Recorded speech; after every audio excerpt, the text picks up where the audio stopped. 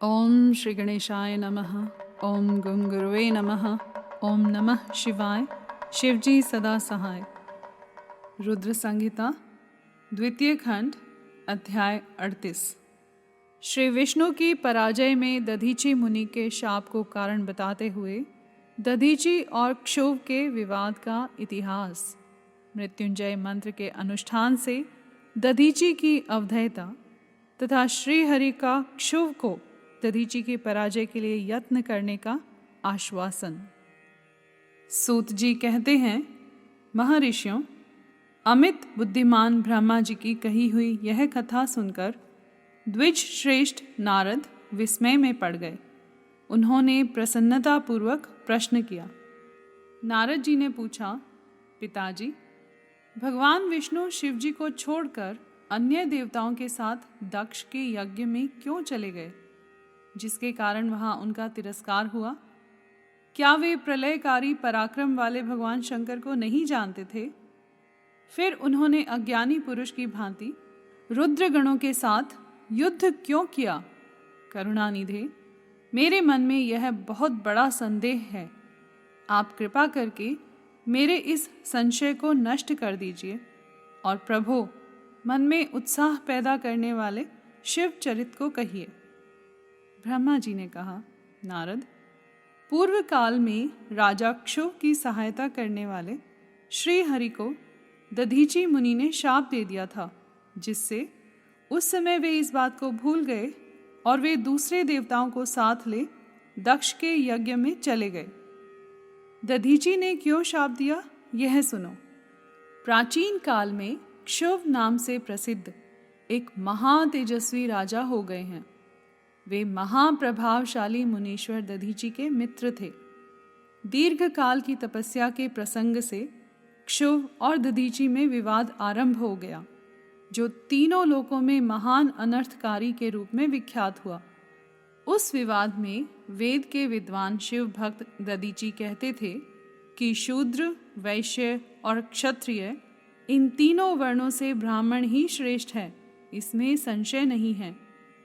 महामुनि दधीची की वह बात सुनकर धन वैभव के मद से मोहित हुए राजा क्षुभ ने उसका इस प्रकार प्रतिवाद किया। क्षुभ बोले, राजा इंद्र आदि 8 लोकपालों के स्वरूप को धारण करता है। वह समस्त वर्णों और आश्रमों का पालक एवं प्रभु है, इसलिए राजा ही सबसे श्रेष्ठ है।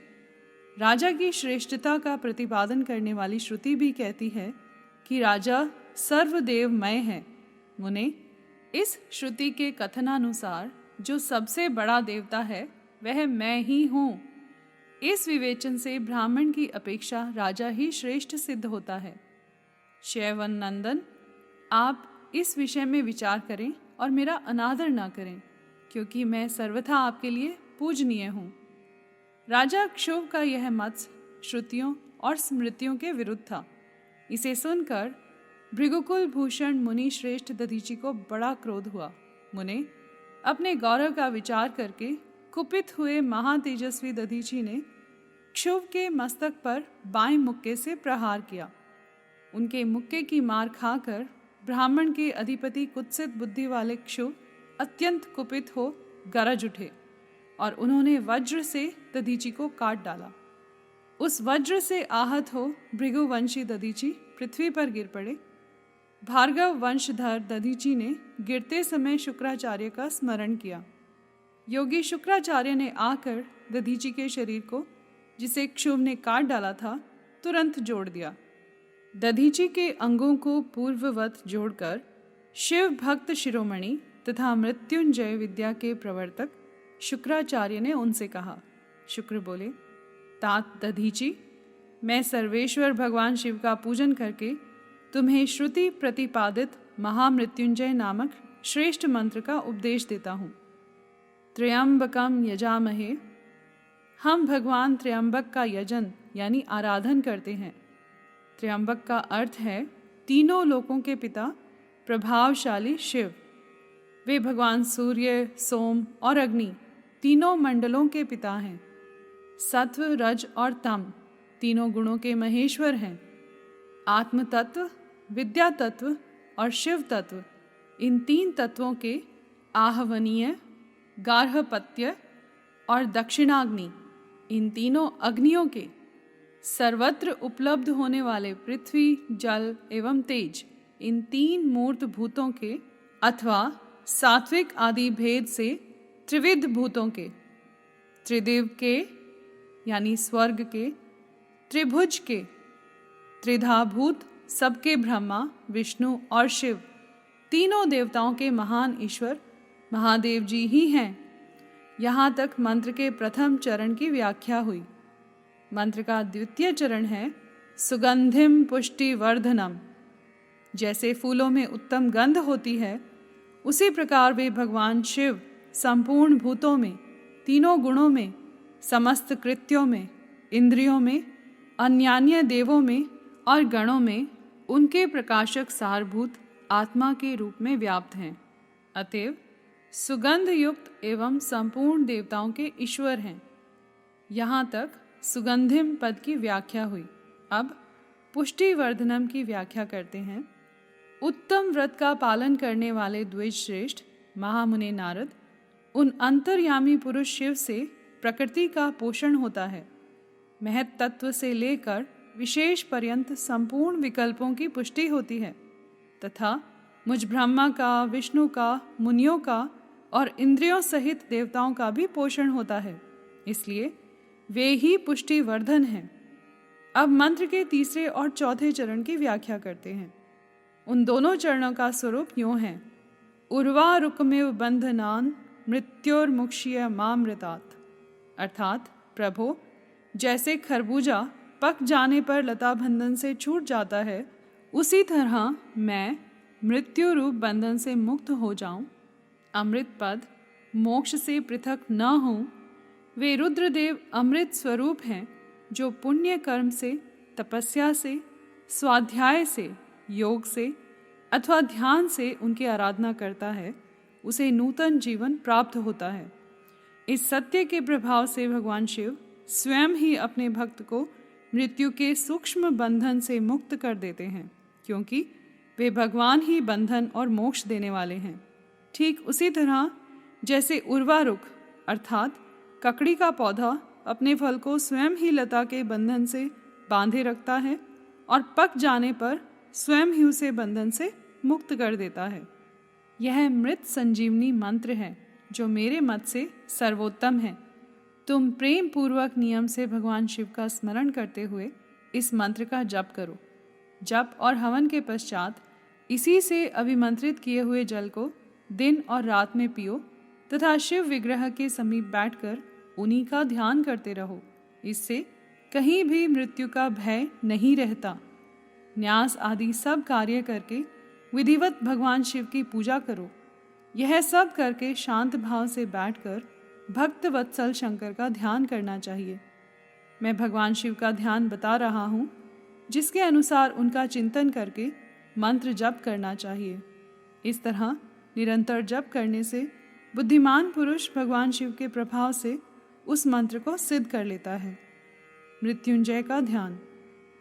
हस्ताम्भोज युगस्थ कुंभ युगलादुद्धृत्य तोयम शिरः सिंचन्तं करयोर्युगेन दधतं स्वांके सकुंभौ करौ अक्षश्रृंग मृगहस्तं भुजगतं मूर्धस्थ चंद्र स्रवत् पीयूषार्द्र तनुम भजे सगिरिजम त्रयक्षम च मृत्युंजयम।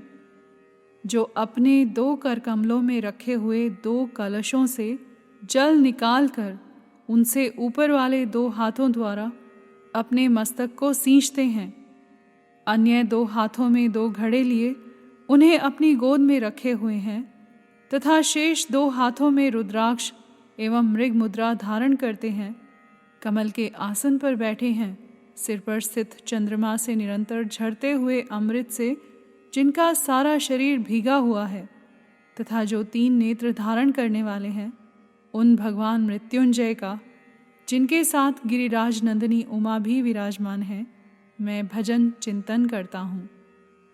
ब्रह्मा जी कहते हैं, तात मुनि श्रेष्ठ दधीची को इस प्रकार उपदेश देकर शुक्राचार्य भगवान शंकर का स्मरण करते हुए अपने स्थान को लौट गए।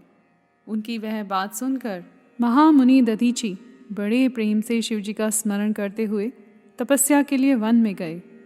वहाँ जाकर उन्होंने विधि पूर्वक महामृत्युंजय मंत्र का जप और प्रेम पूर्वक भगवान शिव का चिंतन करते हुए तपस्या प्रारंभ की। दीर्घ काल तक उस मंत्र का जप और तपस्या द्वारा भगवान शंकर की आराधना करके दधीची ने महामृत्युंजय शिव को संतुष्ट किया। महामुने, उस जप से प्रसन्नचित हुए भक्त वत्सल भगवान शिव दधीची के प्रेमवश उनके सामने प्रकट हो गए। अपने प्रभु शंभु का साक्षात दर्शन करके मुनीश्वर दधीची को बड़ी प्रसन्नता हुई। उन्होंने विधि पूर्वक प्रणाम करके दोनों हाथ जोड़ भक्ति भाव से शंकर का स्तवन किया। तात मुने, तदंतर मुनि के प्रेम से प्रसन्न हुए शिव ने च्यवन कुमार दधीची से कहा, तुम वर मांगो। भगवान शिव का यह वचन सुनकर भक्त शिरोमणि दधीची दोनों हाथ जोड़ नतमस्तक हो भक्त वत्सल शंकर से यूं बोले। दधीची ने कहा, देव देव महादेव, मुझे 3 वर दीजिए। मेरी हड्डी वज्र हो जाए, कोई भी मेरा वध ना कर सके और मैं सर्वत्र अधीन रहूं, कभी मुझ में दीनता न आए। दधीची का यह वचन सुनकर प्रसन्न हुए परमेश्वर शिव ने तथास्तु कहकर उन्हें वे तीनों वर दे दिए। शिवजी से 3 वर पाकर वेद मार्ग में प्रतिष्ठित महामुनि दधीची आनंद मग्न हो गए और शीघ्र ही राजा क्षुभ के स्थान में गए। महादेव जी से अवधेयता, वज्र में अस्थि और अधीनता पाकर दधीची ने राजेंद्र क्षुभ के मस्तक पर लात मारी। फिर तो राजा क्षुभ ने भी क्रोध करके दधीची पर वज्र से प्रहार किया। वे भगवान विष्णु के गौरव से अधिक गर्व में भरे हुए थे, परंतु क्षुभ का चलाया हुआ वह वज्र परमेश्वर शिव के प्रभाव से महात्मा दधीची का नाश न कर सका। इससे ब्रह्म कुमार शिव को बड़ा विस्मय हुआ। मुनीश्वर दधीची की अवधेयता, अधीनता तथा वज्र से भी बढ़ चढ़कर प्रभाव देखकर ब्रह्म कुमार क्षुभ के मन में बड़ा आश्चर्य हुआ। उन्होंने शीघ्र ही वन में जाकर इंद्र के छोटे भाई मुकुंद की आराधना आरंभ की। वे शरणागत पालक नरेश मृत्युंजय सेवक दधीची से पराजित हो गए थे। क्षुभ की पूजा से गरुड़ ध्वज भगवान मधुसूदन बहुत संतुष्ट हुए। उन्होंने राजा को दिव्य दृष्टि प्रदान की। उस दिव्य दृष्टि से ही जनार्दन देव का दर्शन करके उन गरुड़ ध्वज को क्षुभ ने प्रणाम किया और प्रिय वचनों द्वारा उनकी स्तुति की। इस प्रकार देवेश्वर आदि से प्रशंसित उन अजेय ईश्वर श्री नारायण देव का पूजन और स्तवन करके राजा ने भक्ति भाव से उनकी ओर देखा तथा उन जनार्दन के चरणों में मस्तक रखकर प्रणाम करने के पश्चात उन्हें अपना अभिप्राय सूचित किया। राजा बोले, भगवान, दधीची नाम से प्रसिद्ध एक ब्राह्मण है जो धर्म के ज्ञाता हैं। उनके हृदय में विनय का भाव है। वे पहले मेरे मित्र थे। इन दिनों रोग शोक से रहित मृत्युंजय महादेव जी की आराधना करके वे उन्हीं कल्याणकारी शिव के प्रभाव से समस्त अस्त्र शस्त्रों द्वारा सदा के लिए अवध्य हो गए हैं। एक दिन उन महातपस्वी दधीची ने भरी सभा में आकर अपने बाएं पैर से मेरे मस्तक पर बड़े वेग से अवहेलना पूर्वक प्रहार किया और बड़े गर्व से कहा, मैं किसी से नहीं डरता। हरे, वे मृत्युंजय से उत्तम वर पाकर अनुपम गर्व से भर गए हैं। ब्रह्मा जी कहते हैं, नारद, महात्मा दधीची की अवधेयता का समाचार जानकर श्री हरि ने महादेव जी के अतुलित प्रभाव का स्मरण किया। फिर वे ब्रह्मपुत्र राजा क्षुभ से बोले, राजेंद्र, ब्राह्मणों को कहीं थोड़ा सा भी भय नहीं है। भूपते, विशेषतः रुद्र भक्तों के लिए तो भय नाम की कोई वस्तु है ही नहीं। यदि मैं तुम्हारी ओर से कुछ करूं तो ब्राह्मण दधीची को दुख होगा और वह मुझ जैसे देवता के लिए भी शाप का कारण बन जाएगा। राजेंद्र, दधीची के शाप से दक्ष के यज्ञ में सुरेश्वर शिव से मेरी पराजय होगी और फिर मेरा उत्थान भी होगा। महाराज, इसलिए मैं तुम्हारे साथ रहकर कुछ करना नहीं चाहता। मैं अकेला ही तुम्हारे लिए दधीची को जीतने का प्रयत्न करूंगा। भगवान विष्णु का यह वचन सुनकर क्षुब्ध बोले, बहुत अच्छा, ऐसा ही हो। ऐसा कहकर वे उस कार्य के लिए मन ही मन उत्सुक हो प्रसन्नतापूर्वक वहीं ठहर गए। यहाँ पर अध्याय 38 समाप्त हुआ।